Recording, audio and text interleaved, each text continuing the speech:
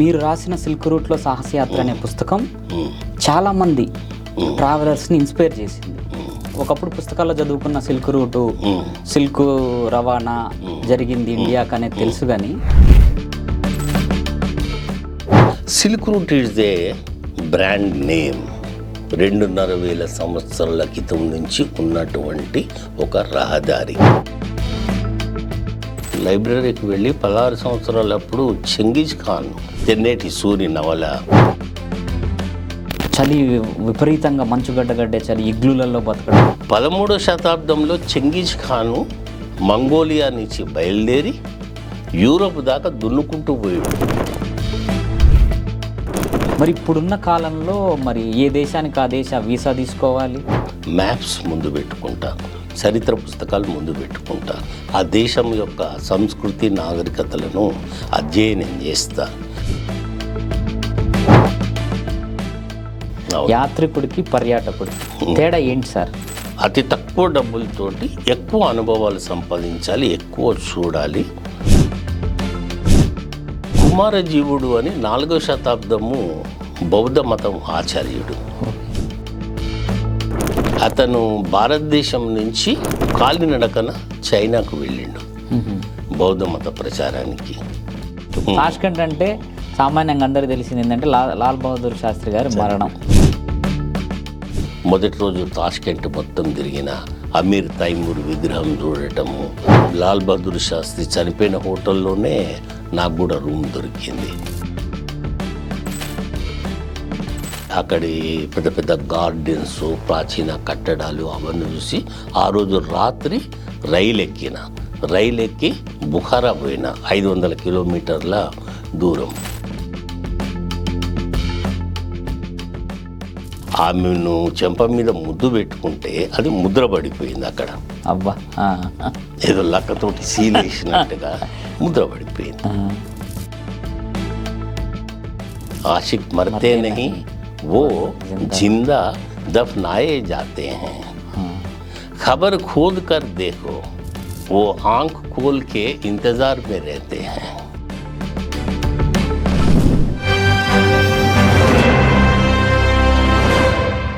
నమస్కారం లోకేశ్వర్ గారు. నమస్తే. మీరు ఇప్పుడు మనం 3TVకి ఇంటర్వ్యూ చేస్తున్న కార్యక్రమంలో భాగంగా లోకేశ్వర్ గారు అంటే సామాన్యంగా పాఠకులకు తెలిసింది ఏంటి అని అంటే, ప్రత్యేక తెలంగాణ ఉద్యమంలో ఒక ఉద్యమకారుడిగా, ఉద్యోగ సంఘాల ఉద్యమకారుడిగా, ఆ ఉద్యమాన్ని ముందుకు తీసుకెళ్లే భాగంగా సలాం హైదరాబాద్ నవల రాసి, అంటే ఉద్యమకారులకి ఒక చేతి పుస్తకం లాగా తయారు చేశాను సలాం హైదరాబాద్ని. తర్వాత మీ గురించి తెలిసిన విషయం ఏంటంటే, మీరు చరిత్రకారులు, చరిత్ర నోట్ చేసిండ్రు. తర్వాత మీరు ఒక ట్రావెలర్. అంటే మీరు రాసిన సిల్క్ రూట్లో సాహసయాత్ర అనే పుస్తకం చాలామంది ట్రావెలర్స్ని ఇన్స్పైర్ చేసింది. సో అసలు నాకు తెలిసి తెలుగులో మొట్టమొదటిసారిగా ఆ సిల్క్ రూటు యాత్ర చేసిన మొదటి వ్యక్తి మీరే. తర్వాత చేసి ఉండొచ్చు, కానీ అసలు ఆ సిల్క్ రూటు అనేది కూడా ఒకప్పుడు పుస్తకాల్లో చదువుకున్న సిల్క్ రూటు, సిల్క్ రవాణా జరిగింది ఇండియాకి అనేది తెలుసు, కానీ దేశాల సరిహద్దులు గీసుకున్న తర్వాత ఆ యాత్ర చేయడం అనేది చాలా కష్టంతో కూడుకున్న పని. సో మీ పుస్తకం చదివిన తర్వాత ఆ విషయం అందరికీ అర్థమైంది. అసలు మొదటిగా మొదలు పెట్టదలుచుకుంటే, మీలో ఈ యాత్రికుడు అనేది మీరు ఎప్పుడు గుర్తించారు? యాత్ర అనేది మీ జీవితంలో ఎలా భాగమైంది? ఒకసారి దాని గురించి మీరు చెప్తే. ఈ ట్రావెల్ నేచర్ నేనేమనుకుంటున్నా, ఇది జెనెటిక్ ఫ్యాక్టర్. రెండోది psychological factor also. Genetic factor ఏమో బిఫోర్ బర్త్ నుంచే ఉంటుంది. అది సైకలాజికల్ ఫ్యాక్టర్ జీవితంలో మనం అభివృద్ధి చెందుతుంటే సైకాలజీ చేంజ్ అవుతుంటుంది. కాబట్టి నాకు పుట్టుకతోటే ఈ సంచారి లక్షణాలు నా లోపల ఉన్నాయి. దానికి కారణం ఏమనుకుంటున్నంటే, మేము వైష్ణవులు. పరవస్తు మా ఇంటి పేరు. మా పూర్వీకులు తమిళనాడులో పెరంబుదూరు నుండి వైష్ణవ మత ప్రచారం చేస్తూ కంచికొచ్చి కంచి నుంచి తిరుపతికి వచ్చి తిరుపతి నుంచి తెలంగాణలోకి ఎంటర్ అయ్యి ఇట్లా సంచారం చేస్తూ వైష్ణవ మత ప్రచారాన్ని లేదా రామానుజుడి యొక్క ఫిలాసఫీని ప్రచారం చేసేవాళ్ళు. కాబట్టి ఇదొక సంచారం ఇది. కాబట్టి నాకు జెనెటిక్గానే అంటే జన్యు పరంగా నాకు ఈ సంచార లక్షణాలు రక్తంలోనే సంక్రమించినాయి. చిన్నప్పుడు కూడా నేను కొద్దిగా విభిన్నంగా ఉండేవాడిని, తిరుగుతుండేవాడిని రోడ్లు పట్టుకొని. నాకు బాగా జ్ఞాపకం ఉన్నంత మేరకు ఒక 4-5 సంవత్సరాలు ఉన్నప్పుడు మా బాపు చెయ్యి పట్టుకొని నేను రోడ్డు మీద నడుస్తున్నా. అంటే సుమారుగా 70 సంవత్సరాల క్రితం. అప్పుడు రోడ్లు ఖాళీ ఉండేది. మొదటిసారి నేను ప్రేమలో పడ్డది రోడ్డుతో. Love at first sight. ఎవరో నానా పటేకర్ని అడిగినారు, మీ ఫస్ట్ లవ్ దేంతో ఎవరి మీద అంటే రొట్టెతోటి అని అన్నాడు. నాకు రొట్టె దొరకక అలమటించిన అని. అట్లా నేను ఆ రోజుల్లో రోడ్లు ఖాళీ ఉండే. సడక్ అనేవాళ్ళం మేము, ఎక్కువ ఉర్దూ వాడేవాళ్ళం కదా. సడక్, బాపు ఈ సడక్ ఇట్లా ఎంత దూరం పోతుంది అని. ఆ రోడ్డు నాకు చూస్తుంటే అది మనిషిలాగా కనబడ్డది. ఒక మిస్టిక్గా, ఒక మార్మికంగా, ఏదో ఆకర్షణ శక్తి నన్ను పిలుస్తున్నట్టు తన దగ్గరికి. చాలా ఆశ్చర్యానికి గురైన నేను. సో మా బాపుని అప్పుడు అడిగిన, ఇది ఇట్లా ఎంత దాకా పోతుంది రోడ్డు. ఆయన టీచర్ కదా, చిన్నపిల్లల ప్రశ్నలకు సమాధానాలు ఎట్లా చెప్పాలి ఆయనకు బాగా తెలుసు. నాకు తెలిసింది మా ఊరు వరంగల్. మేము వరంగల్ నుంచి వచ్చిన వాళ్ళం మేము. అంటే మడికొండ ఊరు, కాళోజీ నారాయణరావు గారి ఊరు. అది చాలామంది పండితులకు కూడా ఆ ఊరు పుట్టినిల్లు. కాబట్టి నాకు 2 అక్షరం ముక్కలు వచ్చినాయని అనుకుంటున్నాను. కాకతీయుల కాలంలో దాన్ని మణికొండ అని అనేవాళ్ళు. సరే, వాట్ ఎవర్ ఇట్ మీ. మా బాప ఏమన్నాడంటే మన ఊరు వరంగల్ ఉన్నది కదా అంతవరకు పోతుంది అని. అట్లా నాకు రోడ్డుతోటి, దారితోటి, రహదారులతోటి ప్రేమ 4-5 ఏళ్ళప్పుడే పడ్డది. 7-8 ఏళ్ళు వచ్చేసరికి నేను అకారణంగా రోడ్డు పట్టుకొని నడుచుకుంటూ పోయేవాడిని. నేను ఒక్కడిని పోవటమే కాకుండా నా పెద్ద తమ్ముడు, నాకు వాడికి 1.5 ఇయర్ తేడా, వాడిని కూడా ఎంబడేసుకొని పోయేది. నీకు నేను చూపిస్తారా అని చెప్పి ఓ రోజు ఫలక్నుమా ప్యాలెస్ దాకా, మా షాలిబండ నుంచి ఫలక్నుమా ప్యాలెస్ దాకా నడుచుకుంటూ పోయి వాడికి ఆ ప్యాలెస్ చూపెట్టిన. అప్పటికే చీకటి అయింది. మా అమ్మ చండశాసనరాలు. చాలామంది పిల్లలు చనిపోయిన తర్వాత మేము మిగిలిన పిల్లలం కాబట్టి పోంగ జిక్కినోళ్ళు అన్న పదం అనేది, పోంగ జిక్కినోళ్ళు పిల్లలు అంటే చాలామంది చనిపోయినారు అప్పటికి. ఆ కథ అంతా సలాం హైదరాబాద్లో నేను రాసిన, మీకు తెలుసు అదంతా. అయితే మా అమ్మ చండశాసనరాలు. ముఖ్యంగా నా మీద ఎక్కువ కాన్సన్ట్రేషన్ ఉండేది మా ఇంట్లో. నేను చక్కగా ఉంటే మిగతా 2 మగ పిల్లలు చక్కగా ఉంటారు అని. సో నన్ను దండిస్తే వాళ్ళని దండించినట్టే కదా లెక్క. ఇంటికి పోయేసరికి మా అమ్మ బెత్తం పట్టుకొని రెడీగా ఉన్నది మా గల్లీలో, నా కోసం ఎదురు చూసుకుంటూ. నేను ఇట్లా రోడ్లు పట్టుకొని తిరుగుతుంటే మా అమ్మకు కొన్ని మూఢ విశ్వాసాలు ఉండే. వీడికి ఏదో గాలి దయ్యం సోకింది, ఈ తిరుగుడు రోగం ఎందుకున్నది వీడికి అని ఒక భూత వైద్యుడి దగ్గరికి తీసుకెళ్ళింది. ఆయన హా హూ అని పసుపు తీసి నా మీద చల్లి, నిమ్మకాయ కోసి నా కాళ్ళకి రాసి ఉంగబెట్టి, జుట్టు మీద ఒకటి, వీపు మీద ఒకటి కొట్టి, ఇది గాలి దయ్యమమ్మ. అంతకంటే ముందు కూడా మా అమ్మ నేను ఇట్లా తిరుగుతుంటే కృష్ణుడిని యశోద ఏదో గుంజగట్టేసింది అని ఉంది కదా, రోలు కట్టేసినట్టు నన్ను మా అమ్మ నిజంగా కట్టేసింది. తర్వాత చాలా కొట్టేది మా అమ్మ నన్ను ఇట్లా ఈ తిరుగుళ్ళకు. సో ఈ దుర్లక్షణాలన్నీ చిన్నప్పుడే ఈతల పడ్డాయి. తర్వాత ఇక నేను సంచారిగా మారిన, పుస్తకాలు తయారు చేసిన మనిషిని నేను. నన్ను చరిత్ర బాగా ఇన్ఫ్లుయెన్స్ చేసింది, యాత్రికులు ఇన్ఫ్లుయెన్స్ చేసిండ్రు, ప్రపంచ యాత్రికులు, మన తెలుగు యాత్రికులు, రాహుల్ సాంకృత్యాయన్, సంజీవి దేవ్, ఇట్లాంటి వాళ్ళు, ఇంగ్లీష్ రైటర్సు, హిస్టరీ.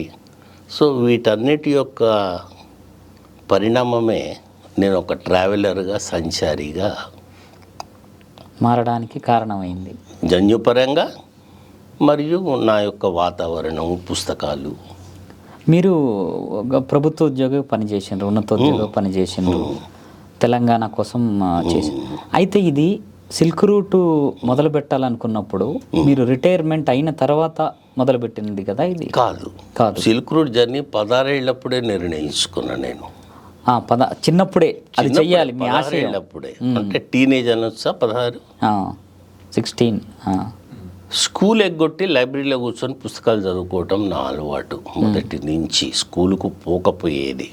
పెద్ద ప్రాబ్లమెటిక్ బాయ్ను ఇంట్లో, చదువు మీద శ్రద్ధ లేదు. నా దురదృష్టం ఏంటంటే ఏ స్కూలు ఏ టీచరు నన్ను ఆకర్షించలేదు, లేదా నేను కాన్సన్ట్రేషన్ చేయలేదు. క్లాస్ రూమ్లో కూర్చొని కలలు కనేవాడిని. మీరు ఏ విద్యార్థి? మొదటి బెంచా వెనక బెంచా? వెనక బెంచే నేను. అసలు నాకు కాన్సన్ట్రేషన్ ఉండకపోయేది చదువు మీద. చదువు అంటే ఇష్టం లేదు ఫస్ట్. ఆ టీచర్ల మొహాలు నాకు నచ్చకపోయేది ఎందుకో. సర్కారీ స్కూలు అందులో మాది చాలా ఓల్డ్ సిటీలో డౌన్ ట్రాడన్, మేత్రోళ్ళ పిల్లలు, బెస్తోళ్ళ పిల్లలు, చాలా పూర్ పిల్లలు. వాళ్ళంతా ఎట్లుంటారు వాళ్ళ మధ్యలో. ఏ మాధ్యమంలో జరిగే సార్ విద్యాబోధన అప్పుడు? ఉర్దూవా లేకపోతే తెలుగు? తెలుగు. నేను తెలుగు మీడియం స్టూడెంట్ను. ఏ స్కూల్? తర్వాత దాన్ని సుల్తాన్ షాయి గవర్నమెంట్ హై స్కూల్ అని అంటారు. Okay okay. గమ్మత్ ఏంటంటే ఆ స్కూల్ నుంచి ఒక పేరున్న విలేకరు వచ్చాడు, ఏ కృష్ణారావు గారు, ఆంధ్రజ్యోతి. అయితే ఆయన నాకు చాలా జూనియరు. మరి నేను పేరున్న మనిషిని అవునో కాదు, ఇండియా గేట్ కృష్ణారావు గారు. ఒక వెనుకబడిన, అది మేతర్ బస్తీలో ఉండేది కాబట్టి మేతరోళ్ళు ఎక్కువ మంది ఉండేది. టీచర్లు కూడా అంతా అత్తేసర్ స్కూల్ టీచర్లు ఉండేది. హెచ్ఎస్సి వరకు తెలుగు మీడియం, తర్వాత ఇంగ్లీష్ మీడియంలోకి వచ్చిన ఆటోమేటిక్గా. కానీ ఎప్పుడు అకాడమిక్గా ఐఎమ్ నాట్ బ్రైట్ స్టూడెంట్. అయితే ఇప్పుడు మీరు అన్నట్టుగా మీకు అసలు ఈ థాట్ ఎట్లొచ్చింది సిల్క్ రూట్ అని? మా ఇంట్లో పుస్తకాలు చదివే వాతావరణం ఉండే. మా బాపు స్కూల్ టీచరు, అక్క కూడా స్కూల్ టీచరు, మా అమ్మ కూడా పుస్తకాలు చదివేది. చదువుకునే వాతావరణం మా ఇంట్లో బాగానే ఉండేది. చిన్నప్పుడు చందమామ, బాలమిత్ర ఇట్లాంటివి చదువుకోవటం. లైబ్రరీకి వెళ్ళి 16 సంవత్సరాలప్పుడు చెంగీజ్ ఖాన్ తెన్నేటి సూరి నవల చదివిన. అప్పటికే చాలా పుస్తకాలు చదివాను, కానీ అది నన్ను ఒక ముద్ర వేసింది నా మీద. ఆ పుస్తకం చదవటానికి నాకు 4-5 రోజులు టైం పట్టింది. పెద్ద పుస్తకం. అప్పుడు లైబ్రరీ దినమంతా ఉండకపోయేది. పొద్దున 3 గంటలు, సాయంత్రం 3 గంటలు. నేను లైబ్రరీ తెరవక ముందు, ఊడ్చేవాళ్ళ కంటే ముందు నేను హాజరయ్యేది అక్కడ. మళ్ళీ వాళ్ళు మెడల్ బట్టి గెంటేసేదాకా మళ్ళీ లైబ్రరీలో రాత్రి కూర్చునేవాడిని. చెంగీజ్ ఖాన్ చదివిన తర్వాత ఒక వారం రోజులు నేను మనిషిని కాలేదు. నేను ఈ భూమి మీద నడవలేదు. లైబ్రరీ నుంచి ఇంటికి పోతుంటే గోబీ ఏడాల్లో నేను నడుచుకుంటూ పోతున్నా. గుర్రం మీద కూర్చొని చాలా స్పీడ్గా, గాలి కంటే స్పీడ్గా పరిగెత్తుతున్నట్టు, శత్రు దేశానికి సంబంధించిన తండాలు నా మీద దాడి చేస్తున్నట్టుగా, నేను చెంగీజ్ ఖాన్ అయినట్టుగా. చెంగీజ్ ఖాన్ అసలు పేరు టెమూజిన్. నేను టెమూజిన్ లాగా భావించటం. తర్వాత అట్లా నేను ఫీలు. కళ్ళు మూసుకుంటే నాకు ఇసుక ఎడారి, తుఫానులు, గుర్రం మీద పరిగెత్తటము, యుద్ధాలు, అందమైన ఆడపిల్లలు, తండాల మీద దాడి చేసి వాళ్ళను ఎత్తుకొని రావటము, రాజ్యాలను జయించటం. అసలు నేను ఇంటికి భూమి మీద నడుచుకుంటూ పోకపోయేది, గాలిలో నడుచుకుంటూ పోయేది. అప్పుడు నాకు చెంగీజ్ ఖాన్ అన్న ఇష్టమైంది. ఇంకోటి గమ్మత్తు, నెహ్రూ ఆరాధ్య హీరో చెంగీజ్ ఖాన్. చెంగీజ్ ఖాన్ను యూరోపియన్ చరిత్రకారులు దుర్మార్గుడిగా చిత్రించారు. ఎందుకంటే ఆయన ఆసియా హీరో కాబట్టి.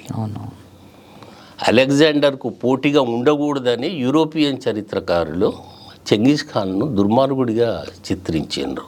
ఈ మాట నెహ్రూ తన పుస్తకంలో కూడా చెప్తాడు. అప్పుడు నేను అనుకున్నా, నేను పెద్దగా అయిన తర్వాత గోబీ ఏడారిలల్లో సంచరించాలి, ఆ మంగోలియా చూడాలి, ఆ చైనా దేశం చూడాలి, వాళ్ళు తిరిగిన ప్రాంతాలు చూడాలి అని అప్పుడు నిర్ణయించుకున్నా. అది నన్ను గట్టిగా వెంటాడింది. హంటింగ్ అంటాం కదా, ఆ కళ నన్ను వెంటాడింది. ఈలోగా నేను విత్ ఇన్ ద కంట్రీ బోలెడని సంచారాలు నేను చేసిన. రిటైర్మెంట్ అయిన తర్వాత కొన్ని డబ్బులు వచ్చినాయి. అప్పుడు నా భార్యకు చెప్పిన, నా కళ ఇది కదా నీకు తెలియదు. అవునవును నువ్వు వెళ్ళాలి తప్పకుండా అని ఆ ఉన్న డబ్బులన్నీ పెట్టుకొని నేను మీరు ఎక్కడో నేను చదివిన, మళ్ళీ నేను వస్తున్నావు రానో తెలియదు, అవును యాత్రకు బయలుదేరుతున్నా, అవును ఒకవేళ నేను మధ్యలోనే అయిపోతే అంటే మధ్యలోనే ఏదైనా ప్రమాదం జరిగి, ఎందుకంటే అది అప్పుడు దేశ సరిహద్దులు ఒకళ్ళని నమ్మని ఒక అంతర్యుద్ధాలు జరిగే దేశాలు, డిస్టర్బ్డ్ కంట్రీస్, అందులో అది చలి విపరీతంగా మంచుగడ్డగడ్డే చలి, ఇగ్లులలో బతకడం.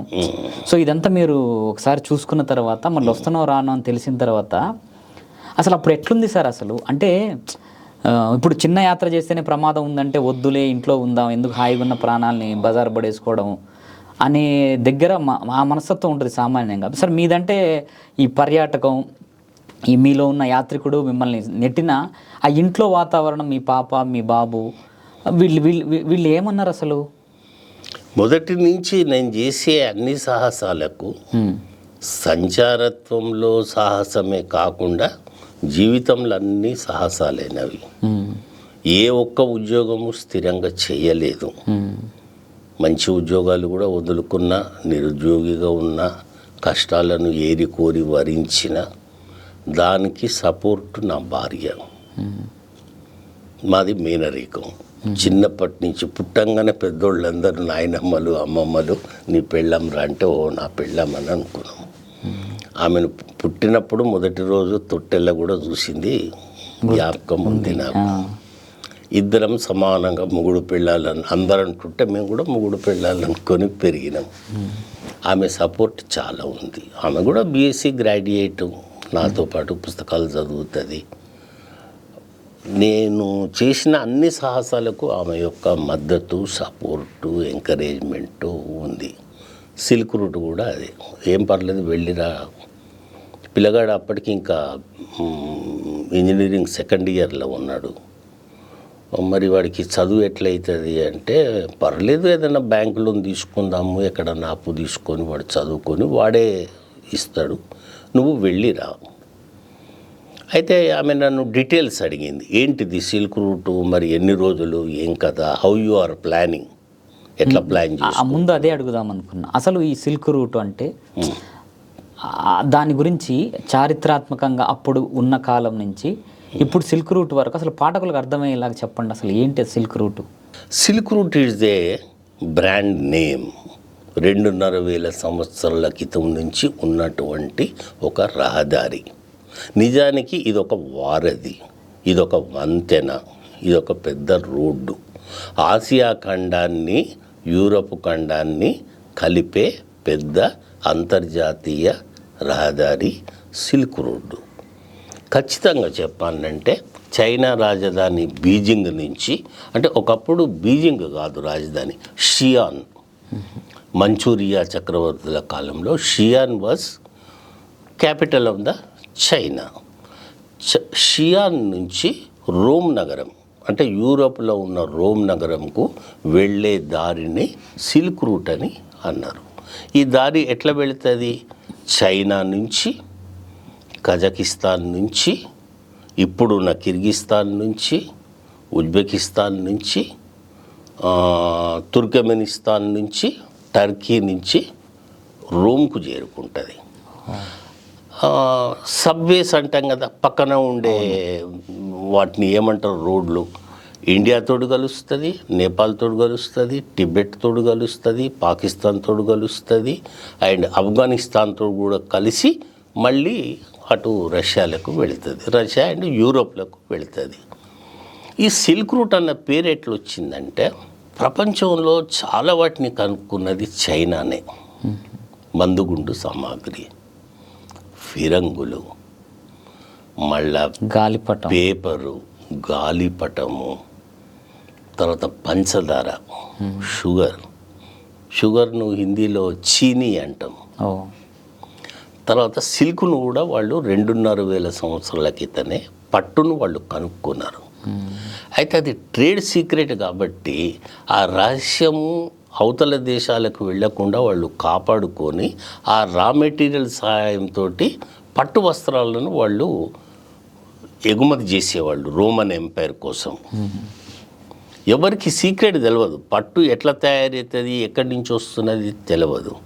కానీ ఫినిష్డ్ ప్రోడక్ట్స్ మాత్రము రోమ్కు పంపేవాళ్ళు. రోమ్కు పంపే రహదారిని సిల్క్ రూట్ అని వచ్చింది.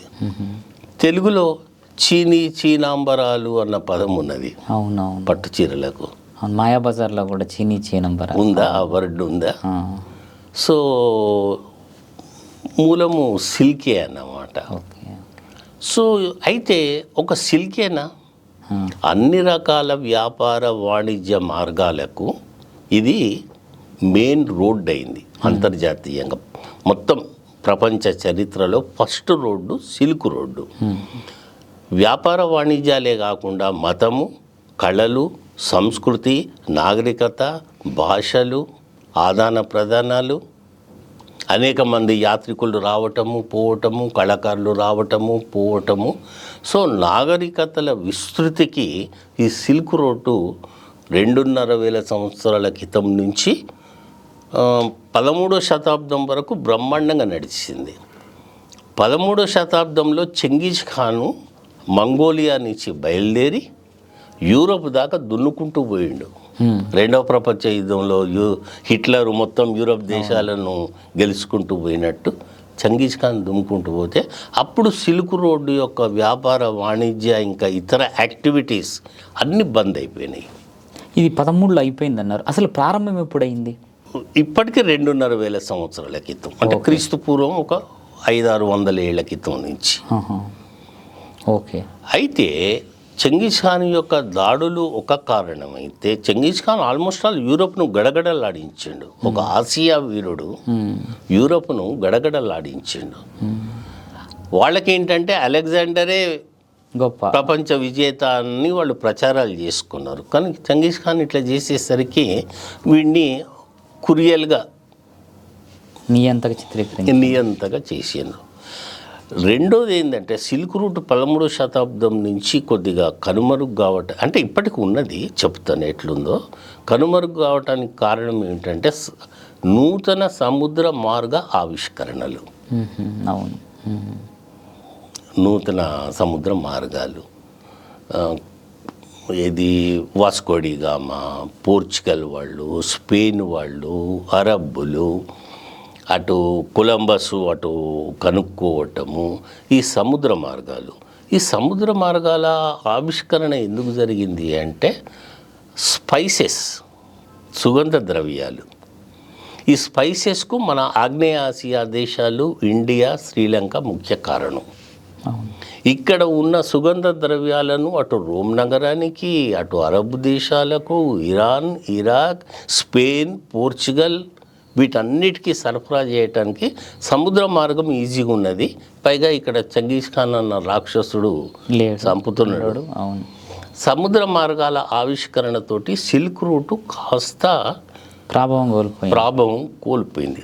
దాన్ని స్పైస్ రూట్ అన్నారు. ఇది సుగంధ ద్రవ్యాలను సముద్రం తీసుకుపోయేవాళ్ళు కాబట్టి spice route, and this is silk route. కానీ ఈరోజు కూడా సిల్క్ రూటు మంచి డిమాండ్లో ఉన్నది. ఇప్పటికి కూడా ఆ రోడ్డు మొత్తము జపాన్ నుంచి యూరోప్ వరకు రోడ్డు ఇంకెక్కువ దాన్ని డెవలప్ చేసిండ్రు. ఉదాహరణకి చైనాకు సముద్రం తక్కువ ఉన్నది, పెద్ద దేశం. ఇక చైనా ఆర్థిక వ్యవస్థ బాగా బ్రహ్మాండంగా ఉంది కదా, సముద్రం తక్కువ ఉంది వాళ్ళకు. కాబట్టి కరాచీ ఓడరేవు పాకిస్తాన్ తోటి మిత్రత్వం ఉన్నది కాబట్టి కరాచీ ఓడరేవు ద్వారా ప్రపంచంలో సరుకులు పోవటానికి కారాకోరం హైవేను with the help of silk route ఏర్పాటు చేసిండ్రు. సో సిల్క్ రూట్ దేశాల్లో మధ్య ఆసియా దేశాలు చాలా ముఖ్యమైనటువంటి దేశాలు. ఇవన్నీ ఒకప్పుడు సోవియట్ యూనియన్లో భాగం. 90 తర్వాత సోవియట్ యూనియన్ కూలిపోయిన తర్వాత ఈ దేశాలన్నీ మళ్ళీ విడివిడిగా వాళ్ళ అస్తిత్వము, వాళ్ళ ప్రత్యేక దేశాలుగా ఏర్పడ్డాయి. మొత్తం అవి 5 దేశాలు. అటు టుర్కమెనిస్తాన్, ఉజ్బెకిస్తాన్, కజాకిస్తాన్, తాజికిస్తాన్, కిర్గిస్తాన్, ఇవి 5 అంటే చైనాకు రష్యాకు ఇద్దరు పెద్ద పైల్వాన్ల మధ్య వీళ్ళు బక్కజీవులు అల్పజీవులు. వీళ్ళను చాలా క్రూరంగా రష్యా ట్రీట్ చేసింది, వీళ్ళు ట్రీట్ చేసిండ్రు. అదంతా వేరే చరిత్ర. ఆ రూట్ని మీరు వెళ్దామని డిసైడ్ అయినప్పుడు ఒకప్పుడు అంటే దేశాల సరిహద్దులు వీటిని ఏమి విభజించలేదు. మరి ఇప్పుడున్న కాలంలో మరి ఏ దేశానికి ఆ దేశ వీసా తీసుకోవాలి, అవును, చాలా అది కష్టమైంది. అది ఎట్లా ప్రారంభించింది అసలు యాత్ర? నేను 62 సంవత్సరాలు అప్పుడు ఈ పని నెత్తి మీదకి పెట్టుకున్నా. ఇది 16 సంవత్సరాల గ్రంథాలయంలో మొదలైన చెంగీజ్ ఖాన్ మొదలైంది. మిమ్మల్ని అక్కడికి తను రోజు రోజుకి ఈ కోరిక ఎందుకు బలపడ్డదంటే, సరే హౌ టు ప్రిపరేషన్ ఎట్లయింది అనేది చెప్తాను నేను. విభిన్న దేశాల వీసాలు అది చెప్తాను. రోజు రోజుకు ఈ కాంక్ష, ఈ బలమైన కోరిక, ఈ తృష్ణ అంటాం కదా, ఇది ఎట్లా డెవలప్ అయిందంటే చైనా సాహిత్యము, రష్యా సాహిత్యము అనువాద పుస్తకాలు చదువుకున్నాం. ఆ విప్లవము, ఈ విప్లవము, ఆ పుస్తకాలు చదువుకున్నాం. తర్వాత చెంగేజ్ ఐత్మాతో పుస్తకాలు, తల్లి భూదేవి, తొలి ఉపాధ్యాయుడు, జమీలియా. నా దగ్గర ఉన్న ఒక అక్షరాల వెంబడి ప్రయాణం చేయాలి అని కోరుకుంటా. నేను మామూలు పాఠకుడిని కాదు. అందరూ పుస్తకం చదివి, చరిత్ర పుస్తకము, మంచి నవలను, లేకపోతే ఐత్మాతో పుస్తకాలు చదివి సంతోషపడతారు. కాదు, ఆ అక్షరాల వెంబడి పోయి ఆ ప్రదేశము, ఆ మనిషిని చూసి రావాలి అని. ఇదొక సిల్క్ రూట్ విషయంలో కాదు. అజయ్ కుమార్ అన్న కథకుడు లోయ అన్న కథ రాసిండు భైరవ కోన మీద. ఆయన లోయ, అది లోయ అని అద్భుతమైన కథ అది అజయ్ కుమార్ది. అది మన నల్లమల్ల అడవులలో ఒక భాగము. అటు ప్రకాశం జిల్లా, కడప జిల్లా, ఇటు మార్కాపురము, వీటన్నిటి మధ్యన లోయలో ఉంటుంది భైరవ కోన. ఆ కథ చాలా అందంగా రాసి, అంటే ఆయన అక్కడికి వెళ్ళకపోతే అటువంటి కథ రాయలేడు. ఆయన వెళ్ళిండు. అది చదివిన తర్వాత అక్కడికి వెళ్ళాలి అని అనుకున్నాను నేను. ఇక అది అక్కడికి వెళ్ళటం కూడా ఒక కథ, అదొకటి ఎపిసోడ్. సంజీవ్ దేవ్ ఒక మాట అంటాడు, సాహసం సమక్షంలో మృత్యువు ఒక లెక్క కాదు. జీవితంలో నేను చాలా సాహసాలు చేసిన, అందులో సంచారం కూడా ఒక సాహసం. దేన్ని ఎప్పుడు లెక్క చేయలేదు నేను. అయితే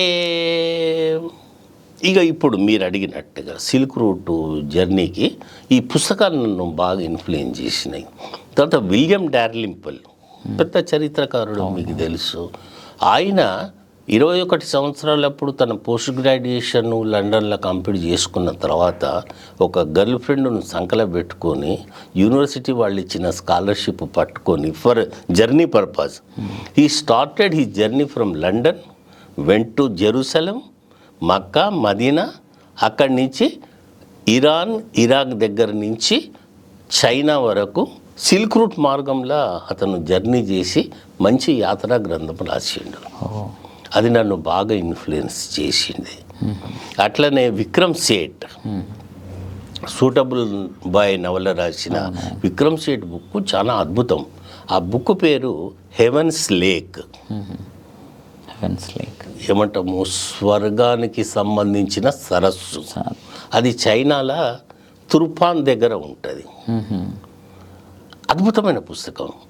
1980లో విక్రమ్ సేఠ్ తన పోస్ట్ డాక్టోరల్ థియరీ, అదే దాని రీసెర్చ్ చైనాలో కంప్లీట్ చేసినప్పుడు, చైనాలో చేస్తున్నప్పుడు వెకేషన్ వచ్చింది, 2 months summer vacation for example. ఆయన ఇండియాకు వద్దామని అనుకున్నాడు. ఎట్లొచ్చిండు, బీజింగ్ నుంచి బయలుదేరి మొత్తం చైనా వాయవ్య భాగము చుట్టి కిందికి టిబెట్లకు దిగి నేపాల్ నుంచి ఇండియాలకు ప్రవేశించాడు. ఆ జర్నీ పేరే హెవెన్స్ లేక్. ఓకే. ఈ బుక్ నాకు తెలియదు. బి నరసింహరావు గారు నాకు మంచి మిత్రుడు. నా సంచారకాంక్ష ఆయనకు తెలుసు. Lokeshwar, Vikram Seth book Heavens Lake వచ్చింది, అది నువ్వు తప్పకుండా చదవాల్సింది, నీలాంటి వాళ్ళ కోసమే వచ్చింది అదని ఆయన నన్ను ఇది చేసిండు. పోయి హ్యాబిట్స్లో హుస్సేన్ బుక్ షాప్ ఉండేది, ఇప్పుడు లేదు, మంచి బుక్ షాప్ అది. అక్కడ పోయి ఆ బుక్ కొనుక్కున్నా. అట్లనే పుస్తకాలంటే Jawaharlal Nehru discovery of India, glimpses of world history, అది చదివిన తర్వాత నాకు తరచుగా నెహ్రూ కళల్లోకి వచ్చేవాడు నాకు. ఇవన్నీ ఎందుకు చెప్తున్నంటే అక్షరాల వెంబడి ప్రయాణం చేసి అక్కడికి చేరుకునే మనిషిని. ఇప్పుడు మనమందరం రాహుల్ సంకృత్యాయన్ను అభిమానిస్తాం. అవును. కేవలం తెలుగులో ఇద్దరం మాత్రమే రాహుల్ సంకృత్యాయన్ సమాధిని విజిట్ చేసినాం. ఒకటి ఆదినారాయణ, రెండు పరవస్తు లోకేశ్వర్. డార్జిలింగ్లో ఒక మూలలో ఉంటుంది ఆయన సమాధి. సో నా తత్వం పుస్తకం చదివి అక్కడ పెట్టి భలేగుందబ్బా అనటం కాదు, దాన్ని చేజ్ చేసి ఆ మార్గంలో వెళ్ళి మళ్ళీ ఆ మనుషులను కలవాలి. నేను మనుషులను కలుస్తాను, మళ్ళీ ప్రదేశాలను చూస్తాను నేను. అప్పుడు నా బుక్ రీడింగ్ కంప్లీట్ అయినట్టు లెక్క. సో నేను చదువుకున్న పుస్తకాలు నన్ను ఇట్లా చెడగొట్టినాయి లేదా బాగు చేసినాయి. ఇకపోతే మీరు ఒక ప్రశ్న అడిగారు, ఎట్లా హౌ వాజ్ యువర్ ప్రిపరేషన్ అని మీరు అడిగినారు.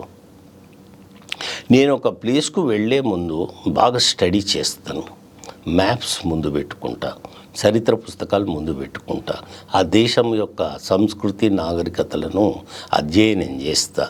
చేసిన తర్వాత దేశం మ్యాప్ ముందు పెట్టుకొని ఎన్ని రోజుల యాత్ర నాది, సిల్క్ రూటు 2 నెలలు చేయాలని అనుకున్నా. 2 నెలల్లో 4 దేశాలు సందర్శించాలి అని అనుకున్నా. ఈ 4 దేశాల్లో ఉన్న ప్రదేశాలు ఏమిటి, దేనికి ఎంతెంత టైము ఇవ్వాలి అని ఒక ప్రణాళిక తయారు చేసుకున్నా. మళ్ళీ డబ్బులు కూడా ఇక్కడ ఏంటిదంటే I'm not tourist, I'm a traveller. ఈ రెండింటికి మీరు ఒక దగ్గర రాసిన టూరిస్ట్కి ట్రావెలర్కి, యాత్రికుడికి పర్యాటకుడికి తేడా ఏంటి సార్? భద్రలోకులు సంసార జీవులు, భార్యతో కలిసి వెళ్ళేవాళ్ళ, కుటుంబము, భార్య, స్నేహితులతోటి కలిసి ఒళ్ళు దగ్గర పెట్టుకొని మళ్ళీ మన పచ్చడన్నము, మన భోజనము, అన్ని సౌకర్యాలతోటి ఎటువంటి తేడా రాకుండా పోయి, అది కూడా ప్యాకేజ్ టూర్లలోనూ లేకపోతే ప్లాన్గా వేసుకొని హోటల్ బుకింగులు, విమానాల బుకింగులు అన్ని జాగ్రత్తలు తీసుకొని పోయి ఈఫిల్ టవర్ ముందు నిలబడో, నయాగరా జలపాతం ముందు నిలబడో, హిమాలయాస్ ముందు నిలబడో ఫోటో తీసుకొని డ్రాయింగ్ రూమ్లో. వీళ్ళు టూరిస్టులు. Everything is planned. ఇవాళ రేపు టూరిస్ట్ సంస్థలు చాలా వచ్చినాయి. మనని జాగ్రత్తగా ఇనుప బోన్లో కూర్చుండబెట్టి ఇనుప బోన్తోటి ప్రపంచం అంతా చూపెట్టుకొని వచ్చి మేము కూడా చూసినామని. తప్పేం లేదు, ఎవరెవరి స్థాయి అభిరుచిని బట్టి అవి ఉంటాయి. ట్రావెలర్ అట్లా కాదు, యాత్రికుడు. వీడొక సంచారి. మై ఏక్ బాదల్ ఆవారా, లేకపోతే ఆవారా ఈ టైప్ వీళ్ళు. వీడికి ఒక ప్లాన్ అనేది ఉండదు. వీడి లోపలి ఏదో ఒక శక్తి వీడిని ఇట్లా నెట్టేస్తుంటుంది. ఎటువంటి ప్లాన్ ఉండదు. గమ్యం ఇంపార్టెంట్, లక్ష్యం ఇంపార్టెంట్ కాదు, గమ్యం ఇంపార్టెంట్ కాదు, ప్రయాణం ఇంపార్టెంట్. నో హరి, తొందర ఏమీ లేదు. ఈరోజు ఇక్కడ నచ్చిందంటే, ఈ పర్వతాలు నచ్చినాయంటే, ఈ ప్రకృతి నచ్చిందంటే వాడు అక్కడనే ఆగిపోతాడు 4 రోజులు. నో హరి, ఏమీ లేదు.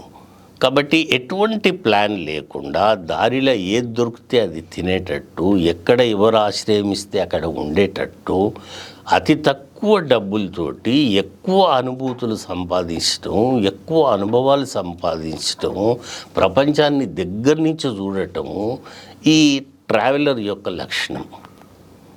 ఇది పుట్టుకతో వచ్చినటువంటి లక్షణాలు ఇవన్నీ. అయితే నేను ప్లాన్ తయారు చేసుకున్నా. మొత్తము 2 నెలలు అతి తక్కువ డబ్బులతోటి ఎక్కువ అనుభవాలు సంపాదించాలి, ఎక్కువ చూడాలి. విమానము కేవలం ఇక్కడి నుంచి తాష్కెంట్ వరకే. యాక్చువల్గా నేను నా జర్నీ ఆఫ్ఘనిస్తాన్ నుంచి స్టార్ట్ చేద్దాం అనుకున్నా, కానీ వాళ్ళు వీసా ఇవ్వలేదు నాకు. కాబట్టి ఉజ్బెకిస్తాన్ క్యాపిటల్ తాష్కెంట్ నుంచి నేను చేసిన. ఢిల్లీ టు తాష్కెంట్ విమానం ఎక్కక తప్పదు. కాబట్టి తాష్కెంట్లో దిగి అక్కడి నుంచి మళ్ళీ బీజింగ్ వరకు. అయితే ఉజ్బెకిస్తాన్ వాళ్ళు నాకు ఇండివిజువల్ టూరిస్ట్ వీసా ఇవ్వలేదు, ట్రాన్సిట్ టూరిస్ట్ వీసా ఇచ్చిండ్రు. అంటే 3 రోజులు మాత్రమే ఉండాలి. అక్కడి నుంచి మళ్ళీ కిర్గిస్తాన్కు ఫ్లైట్లో పోతున్నావు కాబట్టి it is a transit visa.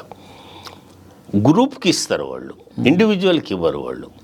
కాబట్టి ఆ 3 రోజుల్లో నేను మ్యాక్సిమం నా టార్గెట్ ఏంటిది అంటే Tashkent, that is capital of Uzbekistan, Bukhara and Samarkand.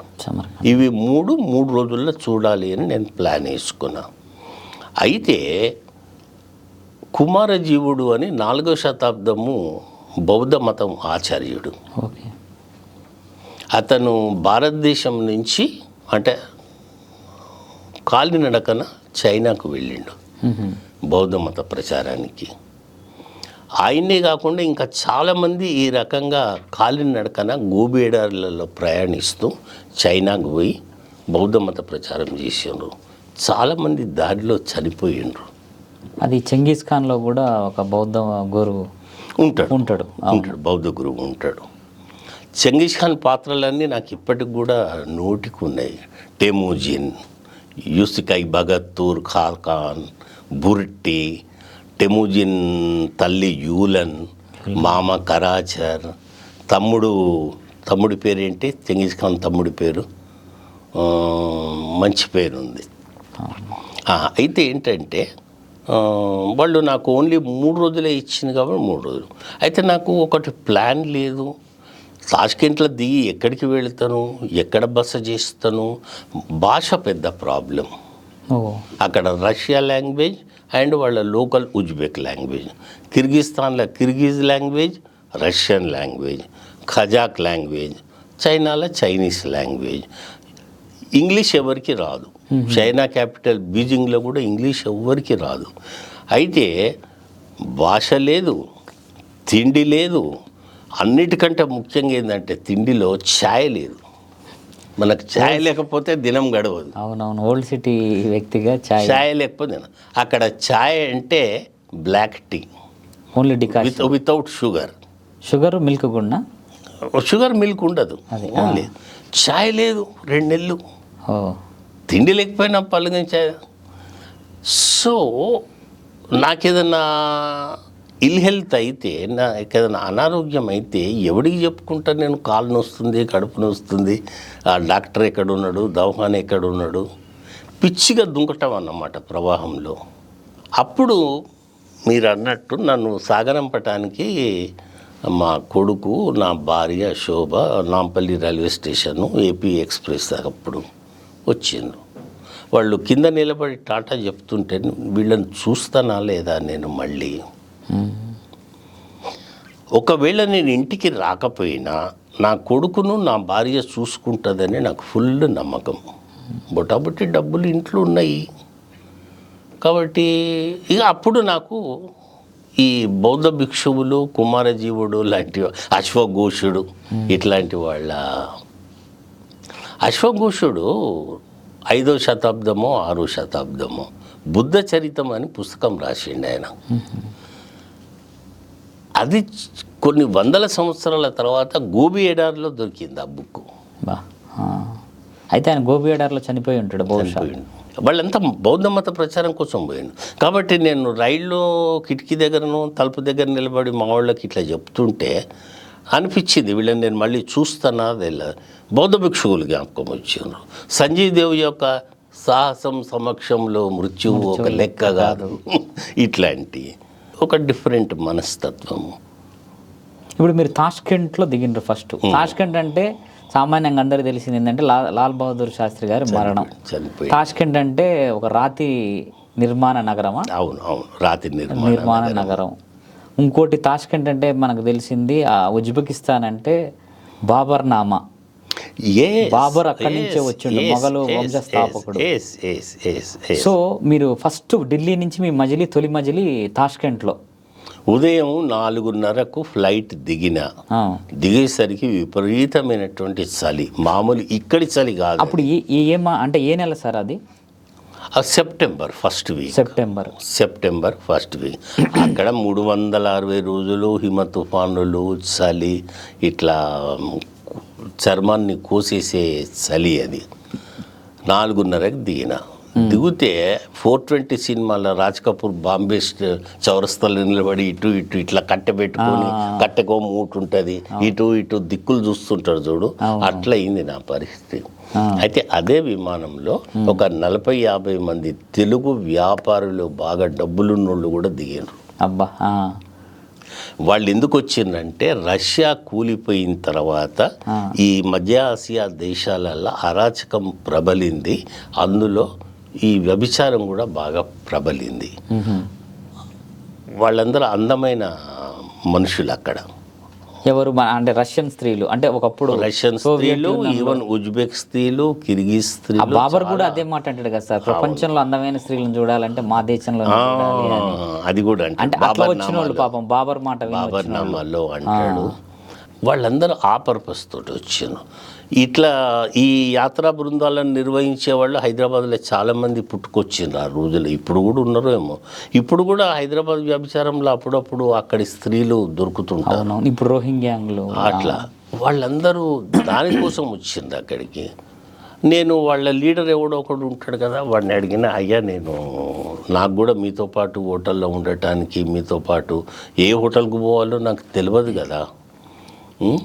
వాడు అదంతా కాదు, మాది పద్ధతి వేరు ఉంటుంది అని చాలా నిష్కర్షగా, మా లక్ష్యం వేరు అని అన్నారు. అప్పుడు నేను ఆ ఉజ్బెక్ లేడీకి ఇంగ్లీష్ వస్తుంది కొద్దిగా, నేను చెప్పిన, ఆమె అన్నది, సరే మీరు మా బస్సు ఎక్కండి, వీళ్ళందరి ఇది పని నేను రూమ్స్ అది అరేంజ్మెంట్ చేసిన తర్వాత మీ గురించి ఆలోచిస్తా అంటే, అప్పుడు నేను బస్సులో లాస్ట్ కూర్చున్నా.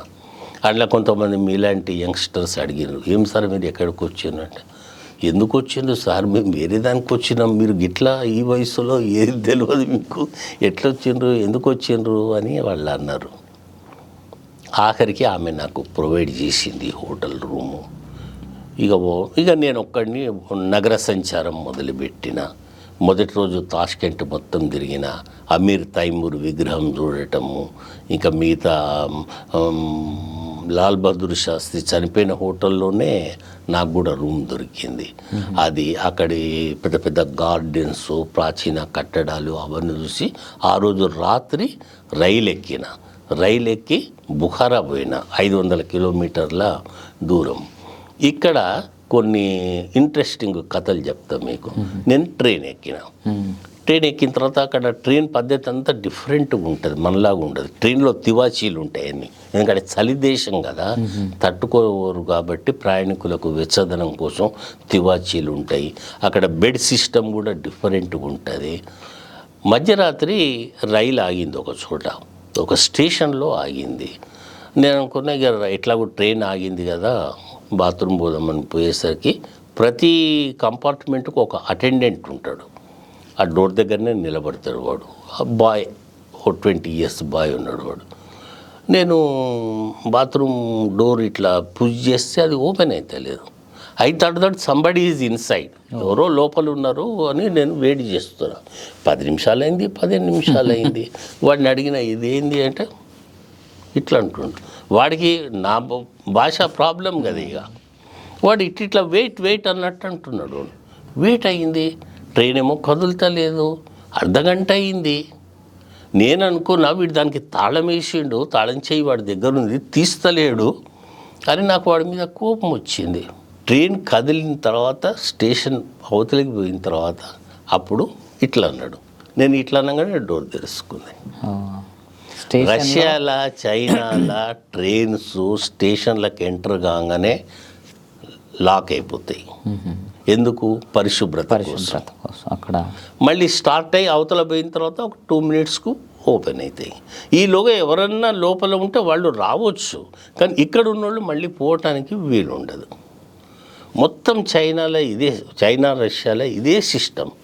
మొదటి రోజు నాకు చాలా కన్ఫ్యూజన్గా ఫీల్ అయినా, వాడి మీద కోపం వచ్చింది కాబట్టి ఇది ఒక అనుభవం జరిగింది. తర్వాత బుఖారా పోయినా, ఇవన్నీ చరిత్రలో చదువుకున్న ప్లేసెస్ కదా. అక్కడ ముల్లా నసీరుద్దీన్ విగ్రహం కనబడ్డది. విదూషకుడు and philosopher and what not. Delhi Doordarshan వాళ్ళు ముల్లా నసీరుద్దీన్ మీద చాలా ఎపిసోడ్స్ చేసిండ్రు, కథలు. మనకు తెనాలి రామలింగడు బీర్బల్ కథలు ఎట్లున్నాయో ముల్లా నసీరుద్దీన్ కథలు అట్లా. ఆయన చమత్కారం ద్వారా జీవిత తత్వాన్ని బోధించాడు. అన్ని మధ్య ఆసియా దేశాలు ఆయన సంచారిగా తిరిగిండు. ఆయన యాక్చువల్గా ఇరాను టర్కీ మధ్యలో ఉన్న ప్రాంతానికి సంబంధించిన మనిషి, కానీ అన్ని మధ్య ఆసియా దేశాలు ఆయన తిరిగిండు. గాడిద మీద ప్రయాణం చేసేవాడు. ఆయన ఫిలాసఫీ ఏంటంటే గాడిదకు వెనుక వైపు కూర్చొని ప్రపంచాన్ని చూస్తూ పర్యటించాలి అని ముల్లా నసీరుద్దీన్. ఇప్పటికి కూడా ఢిల్లీ దూరదర్శన్లో ఆ పాత్ర వేసింది రఘువీర్ యాదవ్. ఓకే. సో బుఖారా చూసిన. Bukhara in 12th century Bukhara was centre for education. ప్రపంచ విశ్వవిద్యాలయాలన్నీ అక్కడనే ఉండే. వాటిని మదర్సాలు అని అన్నారు. ఇప్పుడు మనం మదర్సాలు అంటే మతతత్వ కేంద్రాలు అని అనుకుంటాం, కానీ ఆ రోజుల్లో సైన్సు, ఖగోళ శాస్త్రము, మ్యాథమెటిక్సు, ఫిలాసఫీ, క్యాలిగ్రఫీ, పోయట్రీ అన్నీ అక్కడ ఆ మదర్సాలలో చదువుకోవటానికి ఆసియాలో ఉన్న, యూరోప్లో ఉన్న, అరబ్ దేశాలలో ఉన్న వాళ్ళందరూ వచ్చి అక్కడ చదువుకునేవాళ్ళు. ఆ బుఖారా అన్న పేరు కూడా ఆ గురువు ఆయన పేరు మీద ఆయన ఒక తత్వవేత్త, మతతత్వవేత్త, గురువు. వాస్తవానికి అది మధ్య యుగాలలో ఇస్లాం మతానికి Bukhara was the world centre. ప్రపంచానికే ఆ ఇస్లాం మతానికి అది సెంట్రల్ పాయింట్ ఉండే. ఆయన మొత్తం పేరేదో ఉంటుంది, బుఖారా అని చివరికి వస్తుంది. మీరు అన్నట్టుగా ఆయన పేరు మీద ఆ నగరం అట్లనే కొనసాగింది. ఇప్పటికి కూడా హైదరాబాద్లో కొంతమంది బుఖారీ అని పేరు బుఖారీ అని ఎవరో ఉంటుంది. సో ఆ మదర్సాలన్నీ చూసినాను. తర్వాత నా అదృష్టం కొద్దీ ఏంటంటే ఒక ట్యాక్సీ డ్రైవర్ను మాట్లాడుకున్నాను. చెప్పిన ఈరోజు సాయంత్రం వరకు ఇంపార్టెంట్ స్థలాలన్నీ ఇగో ఈ పుస్తకంలో ఉన్నాయన్నీ నాకు చూపెట్టాలి. వాడు కూడా చాలా కోఆపరేటివ్గా ఉండే. నేనేం చేసిన అంటే ఏ ప్లేసెస్ చూడాలి మరి అనేది ముందు స్టడీ చేసుకున్నా కదా. లోన్లీ ప్లానెట్ గైడు నాకు చాలా ఉపయోగపడ్డది. అంటే ఒక ఫ్రెండ్ నా ఎంబడి ఉన్నట్టే. ఏమేం చూడాలి, ఏ నగరం ఎట్లుంటుంది, ఆ నగరం మ్యాప్ ఎట్లుంటుంది, ఇంక్లూడింగ్ ఏ బస్సు ఎక్కితే మనం ఆ ప్లేస్ చేరుకుంటాము. ఈ రకంగా లోన్లీ ప్లానెట్ ఎవ్రీ ఇయర్ వస్తుంది విత్ అప్డేట్స్. ఓకే, ఇప్పటికీ వస్తుందా సార్? ఇప్పటికి ఉంటుంది. మీరు ఏదైనా దేశం పోయేది ఉంటే లోన్లీ ప్లానెట్ గైడ్ కొనుక్కొని ముందు చదవాలి.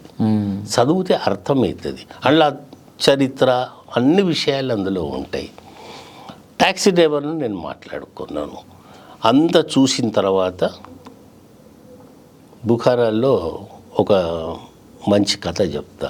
అక్కడ బీబీ కాన్యం మసీద్ అని ఒకటి ఉంటుంది. బీబీ కాన్యము ఆ దేశం యొక్క రాణి. అవును. యాక్చువల్గా ఆమె చైనీస్. ఈ అమీర్ తైమూర్ ఏం చేసిందంటే మొత్తం చైనా దాకా పోయి యుద్ధాలు చేసి ఆడవాళ్ళని కూడా ఎత్తుకొచ్చుకున్నాడు, సంపదను ఎత్తుకొచ్చుకున్నాడు. మళ్ళీ అమీర్ తైమూర్ యాక్చువల్గా తైమూర్ లంగ్ అంటారు. అంటే ఆయనకు ఒక కాలు ఇదిగా ఉండే. ఆయన ఏదో ఒక దేశానికి దండయాత్రకు పోయినప్పుడు ఈ కాన్యం అనే ఆమె రాణి, క్వీన్, ఆయనను సంతోషపెట్టడానికి కొత్త మసీదు కట్టించింది. ఇదంతా ఈ డ్రైవర్ చెప్పిండు నాకు ఇంగ్లీష్లో. సగం సగం ఇంగ్లీషు, సగం తిప్పలు పడ్డం మొత్తానికి వాడు నేను. మసీదు నిర్మాణం జరుగుతుంది. నవాబ్ గారికి తెలియదు. ఆయన వచ్చేలోగా ఈ మసీదు నిర్మాణం చేసి బహుమానంగా ఇవ్వాలి ఆయనకు. అది రాణిగారి కోరిక. తైమూర్కి బహుమానం ఇవ్వాలి, భర్తకు బహుమానం ఇవ్వాలి.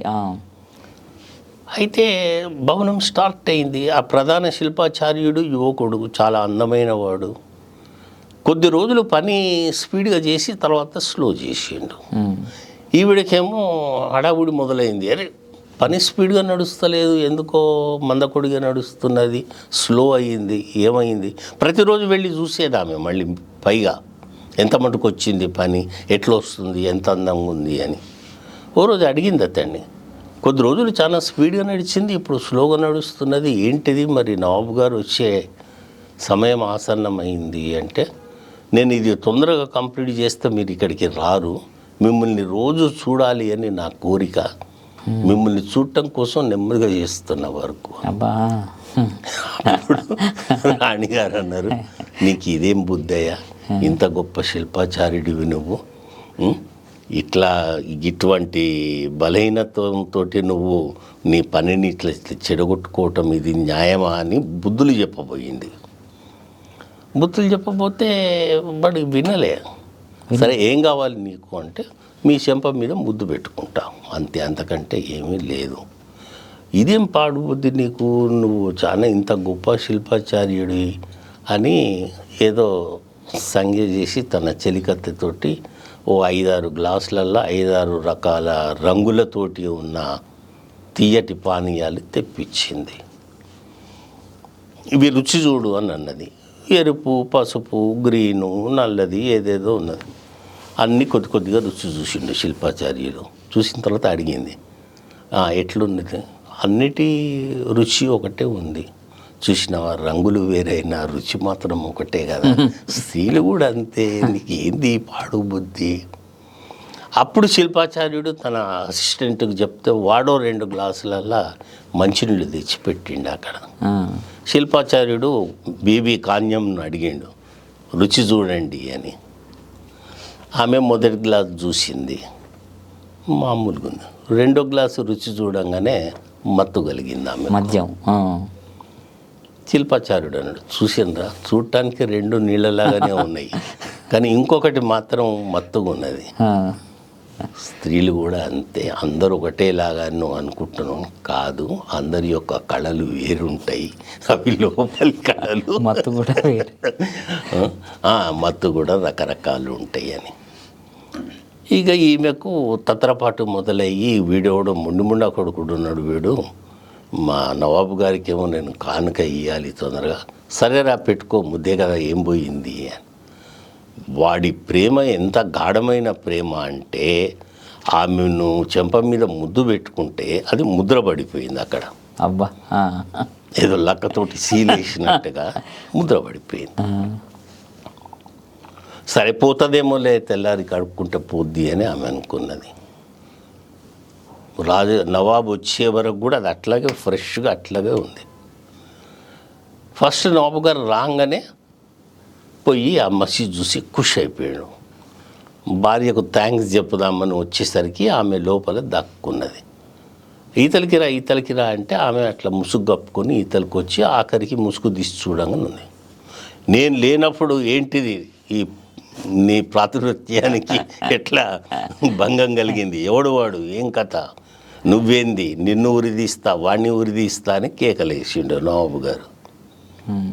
అప్పుడు ఆమె ఉన్న సంగతి చెప్పింది, నా తప్పేమి లేదు, నేను నీకోసము కట్టించిన మసీదు, ఆ శిల్పాచార్యుడు వాడు ధూర్తుడు ఉన్నాడు, కళాకారుడే కానీ ధూర్త కళాకారుడు వాడు, బులావ్ అంటే వాడిని పట్టుకొచ్చిండ్రు. ఏమ్రా అహంకారమా నీకు అంటే, ఒప్పుకో తప్పు, నేను ఒప్పుకోను, ఇక ప్రేమ తప్పు నేరం కాదు అని వాడు పాట పాడిండు. అప్పుడు వాడిని అదే కందకంలో వేసి మసీదు కందకాలు ఉంటాయి కదా, పునాదులో ఏవో ఉంటాయి కదా, హెచ్చరించిండు కూడా, తప్పు ఒప్పుకో అంటే నేను ఒప్పుకోను, ప్రేమ ఎప్పుడూ తప్పు కాదు, నేను ఆమెను సిన్సియర్గా ఇష్టపడ్డా, ముద్దు పెట్టుకున్నా, ఆమె అందాన్ని నేను గౌరవం, వాడు తన డైలాగ్స్ తను చెప్పుకున్నాడు. రాజుగారు సజీవ సమాధి అయిపోయాడు. సో బీబీ కాన్యం మసీదుకు పోయినప్పుడు, చాలా అందమైన మసీదు అది, ఈ కథ ఒకటి ఈ తలబడ్డది. అప్పుడు నాకు ఒక ఉర్దూ షాయరీ జ్ఞాపకం వచ్చింది. आशिक मरते नहीं, वो जिंदा दफनाए जाते हैं. आशिक मरते नहीं, वो जिंदा दफनाए जाते हैं.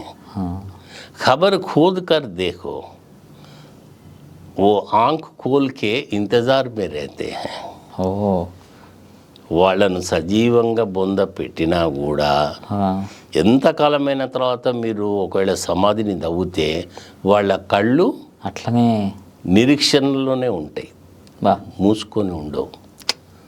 మొఘల్ ఆజం సినిమా జ్ఞాపకం వస్తలేదు నీకు? అవును అవును అవును. సజీవంగా సమాధి చేస్తే మధుబాలను అక్బర్ చక్రవర్తి సమాధి చేయటం. సో ఉజ్బెకిస్తాన్లో ఉన్న సమర్ఖండ్ పోయిన చాలా అనుభవాలు, ఈ 2 ఘటనలు నాకు ఆ దేశం మేరకు జ్ఞాపకం ఉన్నది. 3వ రోజు రాత్రి ఇక నేను తప్పనిసరి విమానం ఎక్కి కిర్గిస్తాన్ క్యాపిటల్ బిష్కెక్కు నేను వెళ్ళిన.